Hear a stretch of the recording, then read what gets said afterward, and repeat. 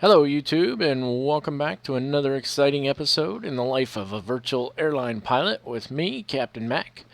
And we are getting ready to kick off our 9th flight today. You can see that we've only got 12 hours left until we get to that next rank, first officer. We can start flying some CRJs and a little bit longer flights and change up our aircraft a little bit more.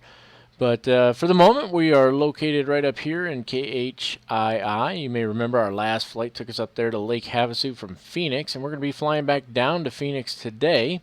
And should be a good time. We're still going to fly the Beach Light aircraft. We're going to fly the King Air 200. Let's just hop over here real quick, take a quick look at our flight. It is still a Mera flight, flight number 2185. And we're going Lake Havasu down to Phoenix. And not a very long flight. It's 135 miles. Didn't take us very long to get up there. You can see it's Beach Light aircraft, so we'll fly that King Air 200. Not going to look at weather, not going to look at charts. We're going to get all that from other sources. So we're about ready to hop in here. But I am going to show you one thing today that I haven't shown you in the past. We're going to hop over here in just a minute and take a look at our actual flight plan, which gives our fuel load and our route and stuff like that. So let's hop over there, take a quick look at that, and then I'll get everything set up and we'll hop in the aircraft and get started. Alright, let's take a quick look here. This is our basic text version of a flight plan. This is something we would probably be presented on the flight deck shortly before our departure, probably a little while before our departure, but we would sign off on it saying, hey, we understand, well, it says right here, I accept this flight plan and I'm familiar with the planned route and the aerodromes, which is the airports along the way. So just a bit of information real quick. We're not going to spend a lot of time here. I just want to show you what I use to plan my flights out. It is Ameriflight 2185 in the King Air 200 from Lake Havasu down to Phoenix. All weights are typically in kilograms. I went ahead and put the conversion to pounds down here on the fuel weights for you. I removed some other weights and stuff. I didn't leave everything on this. I just want to show you the basics here. So you can see we prepared our flight plan 31 May 1956 Zulu. Okay, that's fantastic. Let's take a look at critical information real quick. We have our fuel information here. How much fuel it's going to take for the trip, alternate fuel, reserves, taxi, all that fuel information is on here, and with our total final release fuel. And all the weights are typically these right here listed in kilograms. If I'm going to use pounds, then I need to make a conversion, and that's what I've done here. So this is all our weights in pounds. And we're going to be released with a total of 983 pounds. So for this particular aircraft we're using, we'll use the FSX default fuel and payload tool to get our fuel close to 983 pounds. And I always put more in. I always put extra fuel in. You never know what's going to happen. So we're probably going to be closer to about 1,200 pounds. And that's fine. That little extra is not going to hurt our bottom line. This gives us our total endurance for each of these different fuel settings. So, for example, taxi fuel, we're assuming 10 minutes of taxi is a total of 80 kilograms of fuel or 176 pounds. So there you go. You got some information on your max weights. And what we want to do is jump down here. This is our ATC route. It looks very confusing, I know, but all the information is actually down here. So we're going to go direct to Needles. It shows our top of climb, top of descent. We're going to use airway J6 or jetway 6. And we're going to, these are the next waypoints, Chile, Drake, which we have a frequency over here. So that lets us know that this is a VOR. And then we're using the Coyote to arrival into Phoenix, down to PXR, which is the Phoenix VOR. And then it's assuming runway 26 at this point, and that's based on the weather information that we're getting down here. We are pulling our weather information from Active Sky 2012, and that's where it's grabbing that from. So we'll see how that holds out. It may change. We've got some information on alternate airports in here, and that's pretty much the gist of it. We've got everything we need to completely plan our flight. So we'll enter this information in the appropriate places, and we will get started. Welcome to Lake Havasu, ladies and gentlemen, and our beautiful King Air 200. I I'm starting to really like starting these videos on the outside of this aircraft. You already know by now I really love this thing. Beautiful airplane, so I just like to start out here and take a quick look at what we're going to be flying today. But we're not going to waste any time. We're going to hop right on inside here, and we're going to go straight into our before start checklist so we can get this flight going. So first things first, our elevator trim needs to be set to 0. As you know by now, I like to go ahead and change that and trim it up a little bit. And our cabin doors are locked, baggage is loaded, weight and center of gravity has been checked, brakes are set, our switches are all off where they should be. In case you're wondering, this is the microphone. If you flip it down, that's for use with the oxygen mask. We don't need that today. Landing gear switch / handle is down. Power levers are supposed to be to idle. They're just a little bit low there. There we go. That's beta range. I know I was saying beta mode in a previous video. Put those up to idle there real quick. Propeller controls need to be full forward. And that is these guys right here. So move those full forward. Condition levers are in cutoff where they belong. Cabin signs need to be set on fasten seatbelts and no smoking. We're good there. Cabin temperature mode needs to be off, and it is. Vent blowers need to be on auto, and the aft blowers need to be off. Here's our vent blowers, they're on auto. Here's our aft blowers, they're off. Electric heat needs to be off as well. We need to check the pressure on our oxygen supply, and that is this guy right here. Plenty of pressure. Still waiting on something in the comments as far as the oxygen supply control handle is concerned. I'm sticking with this one for now. Please let me know if I'm wrong there. Hop on over here to our fuel firewall valves. You may remember that's these here. This is the open position. We need to close them. That's the closed position. Standby pumps need to come on. We're going to listen for operation. There's one. And there's two. We're going to leave those on. We're going to flip on our battery switch at this point. Looking good there. And we're going to go ahead. We should have a fuel pressure annunciators on. That's these two. They are on. And then when we open our fuel firewall shutoff valves, that should extinguish those lights, and it did. Sorry if that's a little fast going back and forth. Now we're going to turn off the standby fuel pumps, and those lights should come back on. And sure enough, they have. And we'll check our cross feed. We'll check the left and right. When we turn it, you know the lights are off right now. Flip it left. I'm sorry, the lights were on. You flip it left, the lights go off. If it's back in the center, the lights come on, and if we flip it right, the lights go back off. That's checking. We're just checking our fuel system. We're good there. Cross feed goes off at this point. Auxiliary transfer switches, these two here need to be on auto, and then we're going to test our no transfer lights by pressing on them or clicking on them. Fuel quantity, we're going to check the main and auxiliary. You remember I told you before we're going to have about 1,200 pounds of fuel, and that's what we have. 1,200 pounds of fuel, nothing in the auxiliary tanks as it should be. Flip that back to the main. Let's hop up real quick and check our DC volt load meters. Looks like there's a load on each of those, so we're good to go. Now we hop back down to the FO side. Remember I said we kind of bounce around a little on this, but we're going to check the stall warning. It's as annoying as always, which means it's still working, and I am still uncertain as how to properly check the fire extinguishers, but I'm not going to discharge them for the sake of testing them. We do want to test our annunciator lights. We have annunciators here and here, and when we press the test switch, all of them should light up, including the two blinking ones for our master caution and master warning. They have done so. We've reviewed our database. Our current cycle is good to go. I believe it's 1506 is the current cycle. And we're going to flip our rotating beacon switch on. And I wish I could set this default in the aircraft so it stayed on because I always forget it. But there it is. It's on now. And we're good to go. So let's roll right into our engine start checklist. We're going to start the right engine and then the left engine. And just a real quick fast refresher. We're going to flip the engine ignition and start switch right over here. We're going to watch our N1 until it gets to 12%, and then we're going to move our right fuel condition lever to low idle. That's going to fire the engine. Once it turns and it goes beyond 50% on the N1, we will flip this switch off. We will turn the generator on. We will move the condition lever to high idle, and we will monitor our temperature as well as our oil pressure and oil temperature. Once we're satisfied that those are good, we'll go ahead and do the left engine. Any questions Good, because no matter how hard you try, I can't hear you. But if you do have questions, you can leave them down in the comments. So let's go ahead and get started on this. If I can find the switch. There it is. Spinning up already. It goes past 12% pretty fast. Low idle. Spinning up. I'm watching for 50% while keeping an eye on the temperature up there. And there's our 50%. Temperature did not go too high. Love the sound of those engines. Don't they sound fantastic? That's just a beautiful sound coming out of those things.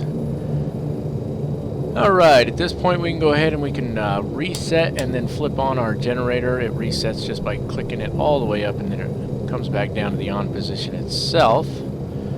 And let's see, we need to go ahead and put that condition lever in high idle, and then we're going to check our load meter for our battery. It's supposed to go up to 0.5. Now, if you may remember, in the last flight it just never seemed to quite get up there.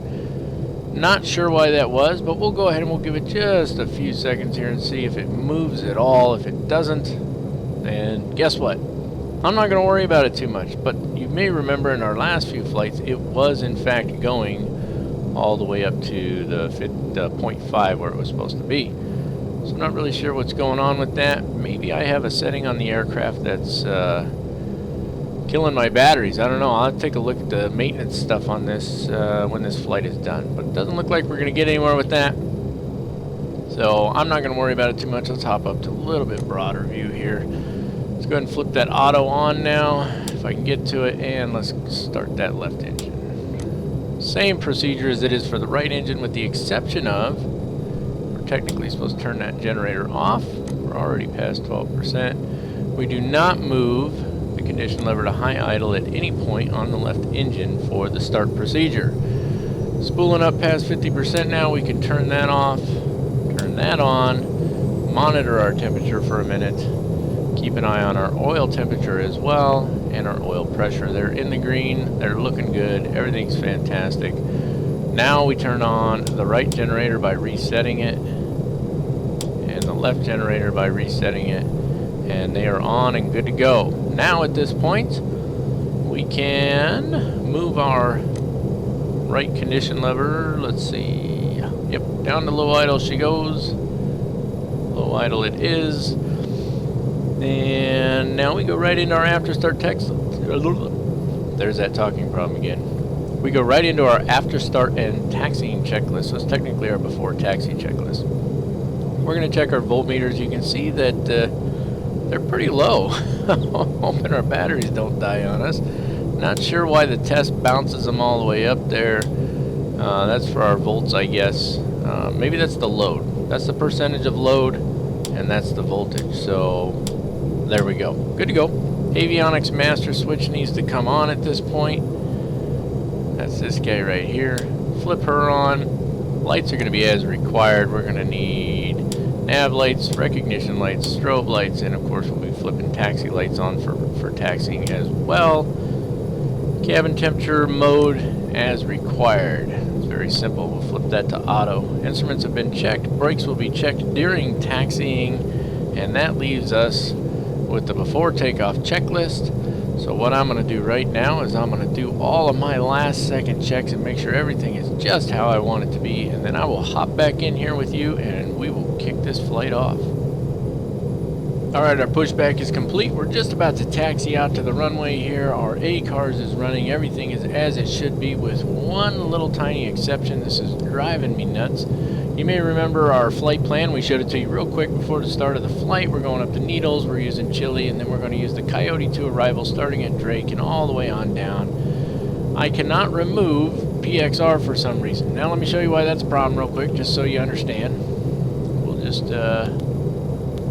scroll this down here if I can get the right wheel. Okay, so we're going to be arriving on runway. We might shoot the ILS, but we're taking runway 26 as our arrival from Zerlo. The problem is PXR and Zerlo are in different places. So the right way to fly this would be go direct from Mayhem to Zerlo without PXR. The problem is this. Show it to you real quick here. PXR, hit the clear button. It won't clear out for some reason. So, that being said, what we're going to have to do, we'll keep an eye on it, since we'll be flying it as a GPS at least up until the ILS if we need it. We'll keep an eye on it, and when we're about to cross Mayhem, we'll go ahead and pull this up, we'll hit procedure, and we will activate our approach, and that should take us straight on over to Zerlo. Does that make sense? I hope it does. I think everybody knows what I'm talking about. So that's the only issue I'm really having at this point. Not sure why it's doing that, but we're just going to have to deal with it. So let's go ahead and taxi on out here. I'll let you watch just a little bit of the taxi. I'm sure you don't want to watch the whole thing. Nobody ever really does. And besides, my taxiing gets a little wild, doesn't it? And we got those up plenty high. Let's roll them back down a little bit now. Aircraft's moving nicely. And we're going to take this first turn here. Yep, see it. Sucker likes to get going quick, doesn't she? And with the issues as far as the brakes are concerned on this King Air, boy, I'll tell you, that can that could be a serious problem. I'm going to have to check and see if I have any of those maintenance settings turned on. If I do, I would imagine that my brakes are about toast at this point. So, but it is what it is. I'm going to go ahead and taxi on up here. I just wanted to show you guys that issue with the flight plan real quick. We're going to be taking runway 32. I will see you for the before takeoff checklist at the end of the runway. Okay, here we are at the end of runway 32. Few last minute items we need to take care of before we get this plane in the air. First of all, we need to make sure we arm our auto feather switch right here. And our talking issues. Our propeller feathering has already been manually checked. Our fuel quantity, we've checked it. We're good to go. We haven't burned much here. Our bleed air valves need to be open. Let's just hop down over here so you can see those nice and clear as soon as we get the yoke out of the way. Bleed air valves are in the open position. Annunciator lights have to be extinguished or considered. And they are extinguished there. Left ignition and right ignition, the auto ignitions are on. Those are fine. The auto feather will come on as we start our takeoff. Our transponder has been checked. We're still flying code 1200 until we find a decent ATC program. Don't need any ice protection. Engine auto ignition is as required. We're going to use it for our takeoff. PFD is good. GPS is good. Everything is good to go. It does not, for whatever reason, include the landing lights or the flaps. And somewhere in here that setting should exist, or that checklist item should exist, and I'm not finding it for whatever reason. It is what it is. Let's make sure we bring the fuel condition up just a little bit, but you can see we've already set our flaps for takeoff. All of our lights are on as they should be.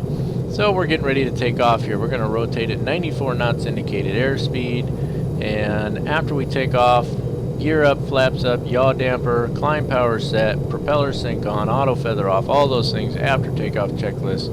We'll be doing those here momentarily. So what do you say we go ahead and get this sucker started? We got plenty of runway to work with here. 2,440 meters of runway.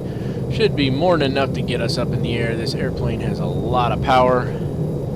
And we are just ready to rock and roll. So we should be taking off straight out towards Needles. If you remember, when we came here into Lake Havasu, we landed not on runway 32, but what is it, 14 at the other end there? I believe it is 14. That's where we landed coming in. We came from Needles straight in. It's runway 13 on the other end there. And so now we're going to take off and fly straight towards Needles. We do have some mountains directly in front of us. We're going to keep an eye on those. Bring these throttles up. Try and get her towards the center of the runway here. Make sure we don't throttle all the way to the top, because that torque will simply get too high. I'm still not in the middle of the runway, but I'll get there, I promise. There we go. Middle of the runway. Looking good. 80 knots right there. Torque's good. Power's good. 94 knots. We can rotate and start climbing out. And there we are. We're airborne. Positive rate of climb. Gear comes up. Trim her down just a little bit. I probably put in a little too much trim. I want to get that speed up so I can bring the flaps up relatively soon. Bit of a crosswind for us here, probably 5 to 7 knots crosswind. It is gusting here, gusting all the way up to 16 knots, and that's why you see we're kind of trying to sort of crab it over to the right here a little bit. Let's go ahead and bring those flaps up. Flaps are up at this point. Yaw damper can come on. Yep, see the nose comes down as the flaps come up, so we'll go ahead and bring some of that trim back in there. We're good on that. Yaw damper's on. We'll set climb power in a second. Prop sync. Actually, let's go ahead and set climb power here. And bring the throttles back just a hair, but what we really want to do is bring those RPMs back. And it's going to be a bouncy ride out here. So let's get those RPMs down. Make sure I grab the right... there she is. I love that sound, that deep, throaty sound as we start to roll back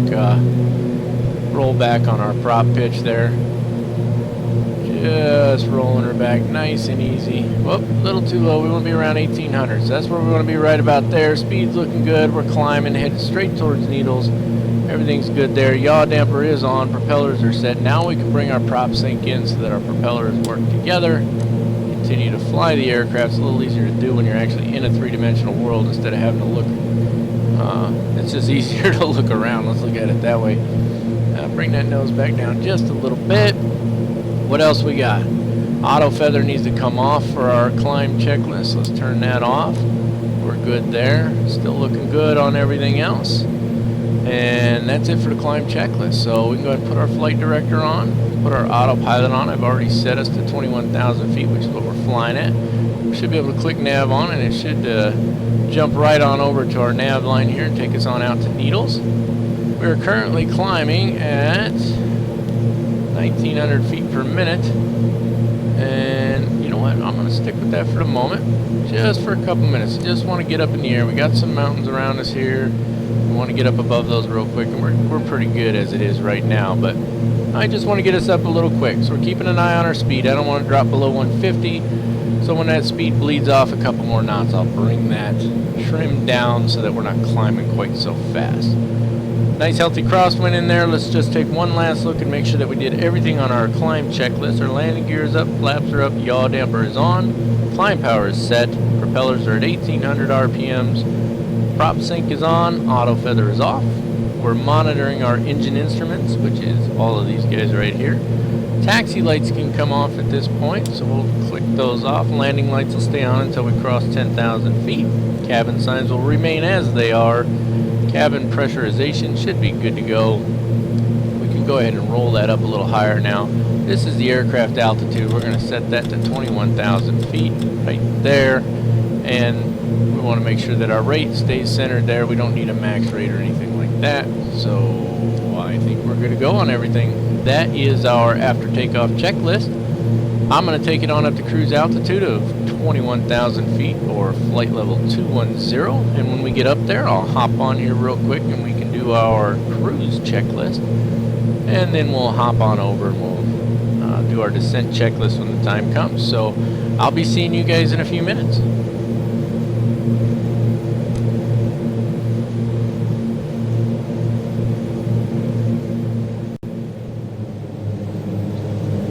Okay, here we are at cruise altitude, flight level 210, and our cruise checklist, first item on the checklist says we need to set our cruise power in accordance with the cruise power tables. Now, up till now, I've been sadly saying, well, I don't have the tables in front of me. So, I did it right this time. I grabbed the table, and I looked it up and pulled the information necessary to set the proper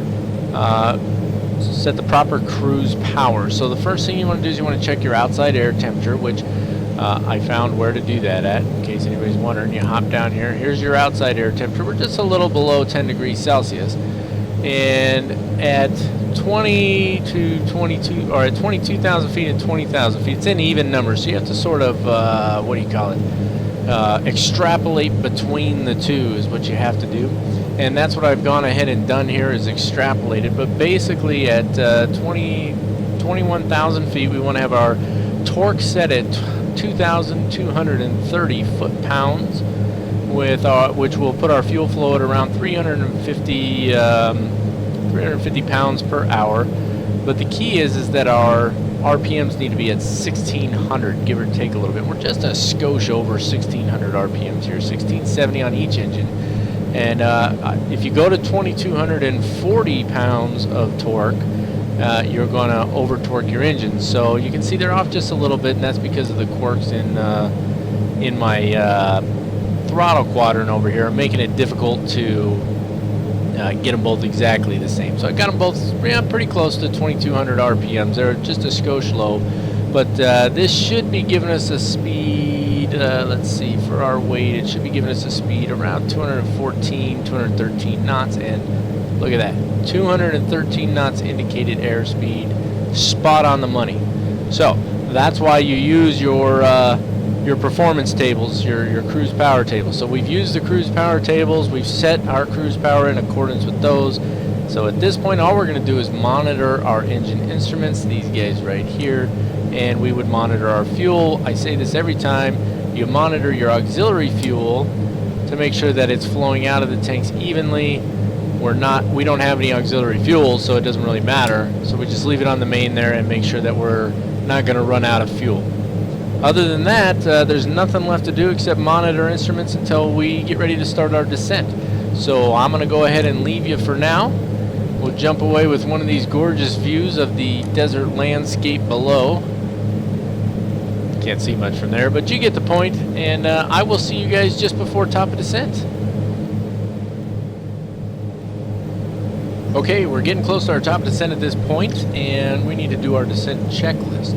Now, we need to set our cabin pressure. We're already on the checklist, sorry. Let's jump right in.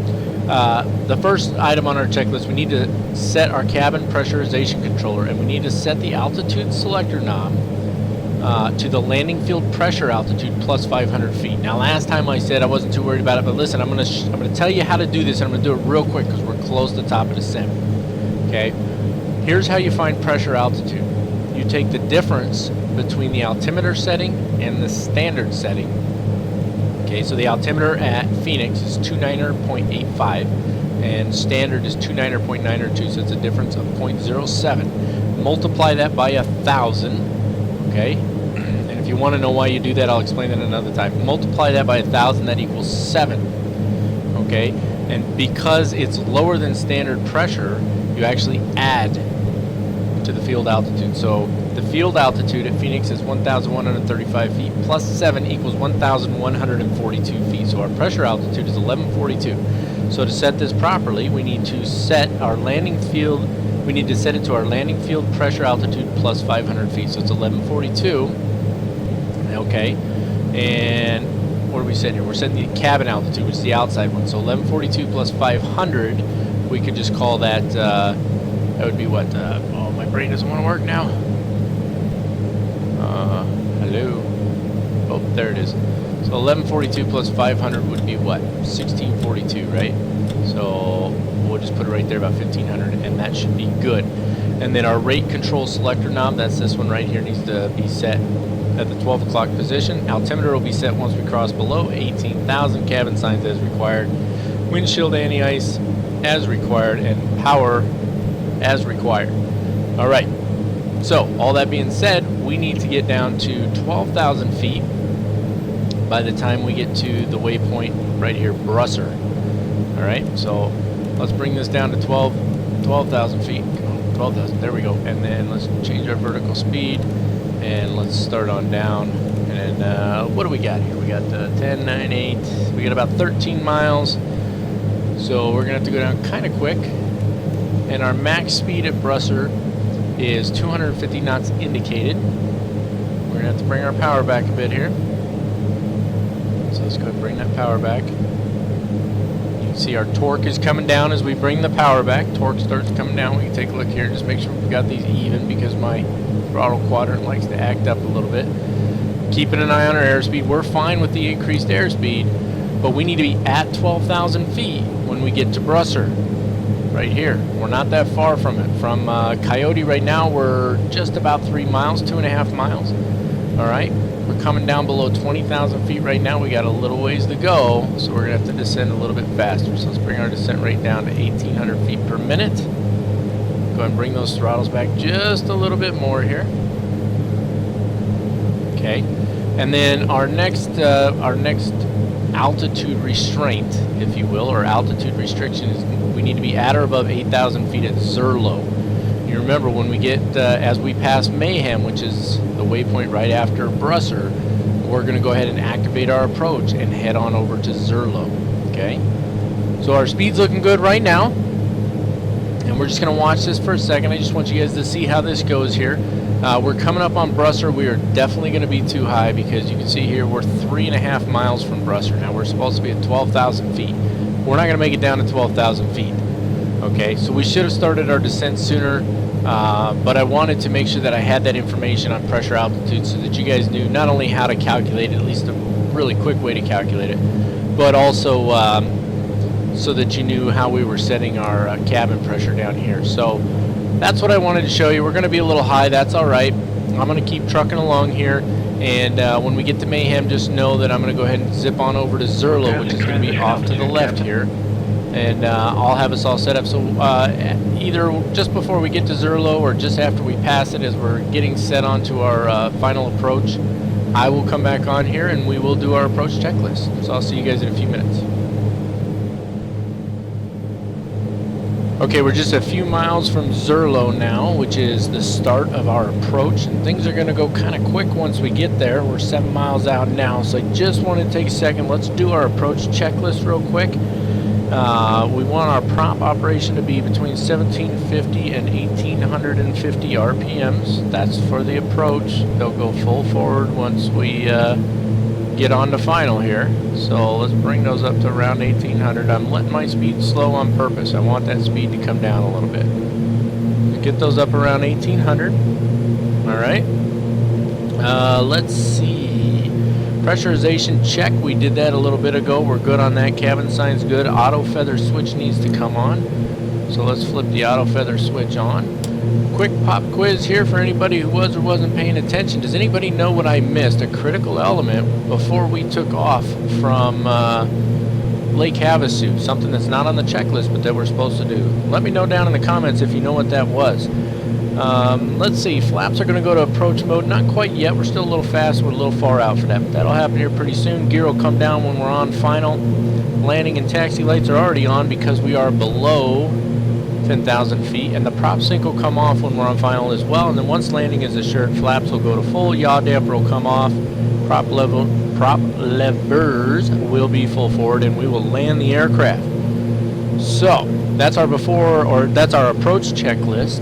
And you can see we're turning at Zerlo right now. And then from Zerlo, let's look over here. From Zerlo, we're going to go down here to Saroon, Zemos, and so on. So I'm going to hop off of here for just a minute. And when we're getting close to landing the aircraft, I'll hop back on here and you can do the landing with me. And hopefully it'll be smooth without using the entire stinking runway. See you in a minute. Okay, as you can see, we're turning on to final here now. We've just passed Saroon. We're coming down to Abos. We need to be at 6,000 feet or above at Abos. We're 1 mile out, so we're descending just a little fast for that. So we'll bring that up just a little because we got in there too quick. Slower rate of descent just briefly. When we get up to Jagal, way up here, we need to be at 4,000 feet. Let's watch our speed there. Our landing gear is down now. And we have our flaps setting to approach, which is where we're supposed to be at this point in the checklist. You can see Phoenix Sky Harbor just ahead of us there. We're landing on runway 26. And so you got 26 here, and then this is 25 right and left over here. And we're looking pretty good. Let's see. We need 4,000 feet at Jagal, so we need to come down a little quicker than we are right now. So about 600 feet per minute should put us about where we need to be. We need to pass, what is that called? Tadre first. That one's 5,000 feet or above at Tadre. So we don't want to go below 5,000 feet. We got, let's see, 2 miles to go. We can descend just a little quicker here, 700 feet per minute. And we're looking pretty good right now. So we'll just keep controlling this. We're flying this. You can see I've already set my altitude all the way down to 1,000 feet for now. And that way I can just control using the vertical speed where I'm at. So I'm at 5,300. I'm a mile out, so we're probably just a little quick on that. Not too fast though. So we're just adjusting it, trying to hit our points here. We want to be at 5,000 feet or above as we cross Tadre. And it looks like we're going to be just barely at 5,000 feet or above, which is good. That's right where we want to be. Okay. And we'll just keep cruising right along. And now we need to be, we're past Tadre now. We need to be at 4,000 at or above when we cross over Jagal, and that should put us on our ILS right there. So I've tuned in the ILS frequency here in the nav one, as you can see. So as we get closer to Jagal here, which we're going to be there shortly, once we cross Jagal, I'll change the CDI to the nav 1 radio, and I'll hit the approach button, and let's see if this thing will fly this ILS approach. I haven't actually tried to fly the ILS in this thing yet, so we might as well find out if it's going to work right, shouldn't we? We got just under 2 miles to go.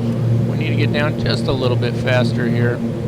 Our speed's looking good. We want to stay down below about 150.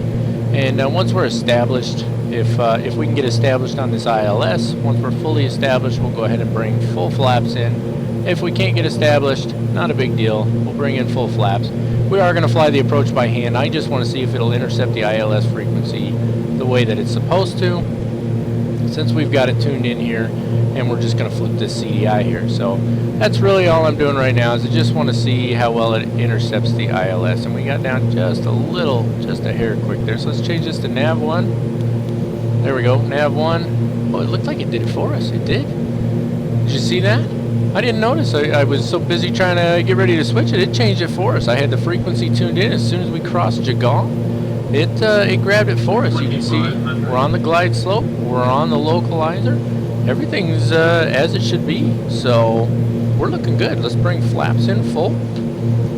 Let the aircraft settle into that new setting. And yaw damper is going to come off. Prop levers are going to go full forward. I love this sound. Oh yeah. That sounds nice, doesn't it? Let's see. Yep, just bring the yaw damper off. That's this guy here. Whoa! What was that? That was odd. Whoa! I guess you gotta leave that yaw damper on when you're flying the ILS approach there, huh? Did you see that? Wow. That's got to be that whatever that little quirk is that keeps making my, remember the yokes earlier were sticking straight to the left. It's got to have something to do with that. I don't know what it is, but wow, that was crazy. We could rotate our course knob. It's in the proper direction here. Okay, well that was interesting, wasn't it? I guess before we flip off the autopilot in the future, we're going to make sure we just rock those controls side to side a little bit, huh? Because, wow. Alright, well, it is what it is. So, it established itself. It went from GPS right to nav mode on its own, as far as I can tell. Unless somebody saw something other than what I did, but that's what it looked like to me. Let's go ahead and bring those throttles back just a little bit more. Because we want to land. We're going to be landing down here quite a ways, actually. So I'm going to bring those throttles back a bit. And we're about to come off autopilot here. I'm just letting it fly it for a minute. I just want to see how well this thing flies this ILS. And really, to be honest, from the looks of it, it flies it really well. Clearly, there's one of those little terrain glitches. Clearly, taking off yaw damper turns off the autopilot. Note to self. And turning off the autopilot, anytime we're going to do that, we're going to make sure we rock those controls side to side a little bit first so that it's not stuck off to the left like that. Other than that, let's fly this in. Let's remember we're going to cut our throttles at 50 feet this time instead of all the way down at 10 feet, and see if that helps roll those back in time so that we don't float all the way down the runway. So let's rock the controls a little bit just to be sure. Autopilot is off now. We are flying this bad boy on our own. We can turn that approach switch off. It turned itself back on. 500. Turn the flight director off. Now the approach switch is off. And let's listen to our calls as we come in here. We're descending at a good rate, about 750 feet per minute. Bring it up just a hair, just a little quick on the descent.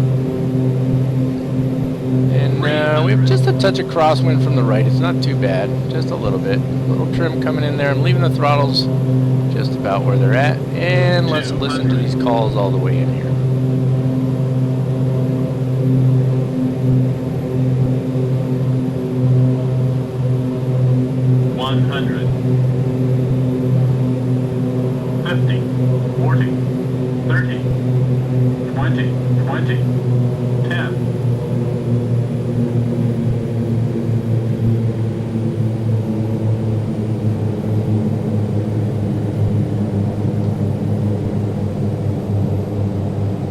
floating a lot there, and I rolled those throttles back at 50 feet. This thing is, look at this, it just flies, doesn't it? That's alright, it was a decent landing.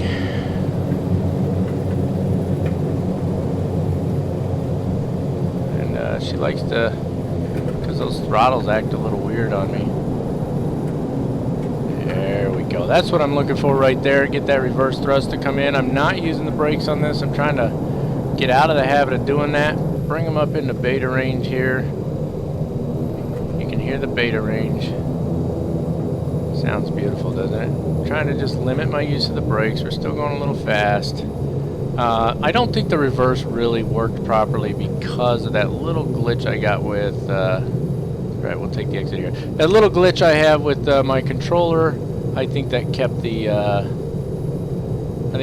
reverse from working properly, the reverse thrust. So it is what it is. That happens sometimes. We're just going to deal with it for now.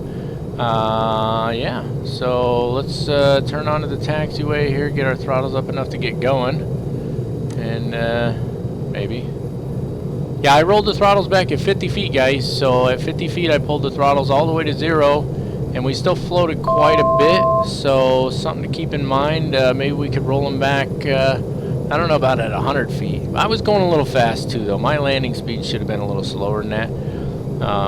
But it is what it is. Looks like somebody did a go around as a result of us. That'll happen sometimes. But we're gonna pull up here, not too far, and we'll park. Technically we're supposed to be parking on the other side of the airport, but I'm not too worried about it. I'm sure you aren't either. But tell you what, I'm going to taxi on over and find us a parking space here, and then I'll hop back on and we'll go through our shutdown real quick. Alright, we found us a parking space here, so let's hop on over to our checklist and let's take a look at our shutdown. Well, we did our after landing kind of as we were taxiing in. I didn't really talk about it, but landing lights came off, ice protection wasn't necessary. Engine auto ignition was supposed to come off. Looks like I didn't shut that off, so those are off now. We observed the electrical load, checked the flaps and the trim. Flaps are all the way up. So we can go into our shutdown checklist now. Park and brake is set. Avionics master switch comes off.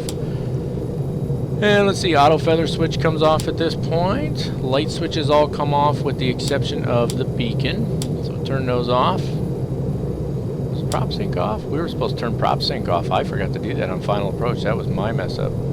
If you caught that, good on you. Let me know down in the comments if you noticed that. Cabin temp mode needs to go to off. That's this one right here. Straight up is off. Vent blowers are still on auto. We left those as they were. Radiant heat goes off. I don't know which one's actually radiant heat because nothing's labeled radiant heat. So it is what it is. Batteries charged. Let's make sure they are. And they are charged. I'm assuming that is what we're looking for right there. So we're good on that. Let's hop back down here.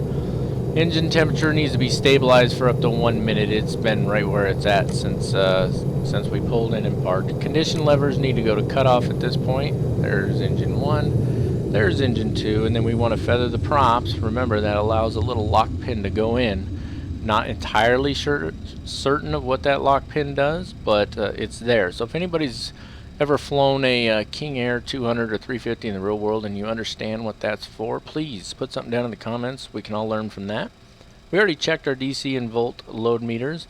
Overhead panel switches are already off. Battery and generator switches go off. We can flip them all with just that guy right there. Was our generator off? It wasn't, was it?